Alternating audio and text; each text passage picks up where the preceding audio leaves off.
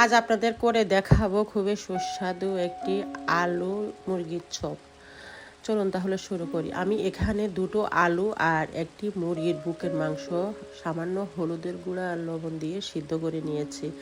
এখন আমি মুরগিগুলোকে ভালো করে পানি ঝরিয়ে এরকম করে হাতের সাহায্যে ছিঁড়ে ছিঁড়ে নিয়েছি আর আলুগুলো ভালো করে ম্যাশ করে নিয়েছি। এখন মুরগি আর আলু একসাথে মিশিয়ে নিয়েছি। পরে এখানে আমি এক মুঠির মতো পেঁয়াজ কুচি দিয়েছি, 5-6টি কাঁচামরিচ আর সামান্য ধনিয়া পাতা,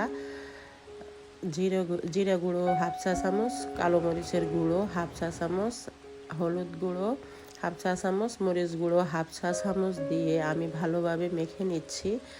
আর 1 টেবিল চামচের মতো আমি টমেটো সস দিয়েছি।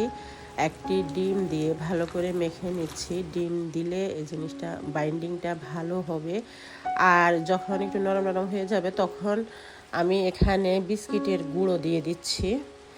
এখন এভাবে হাতের সাহায্যে চপ আকৃতি করে নিতে হবে। আলুর চপ যেভাবে বানায় ওই রকম বা কাবাব সাইজ করে নিতে হবে।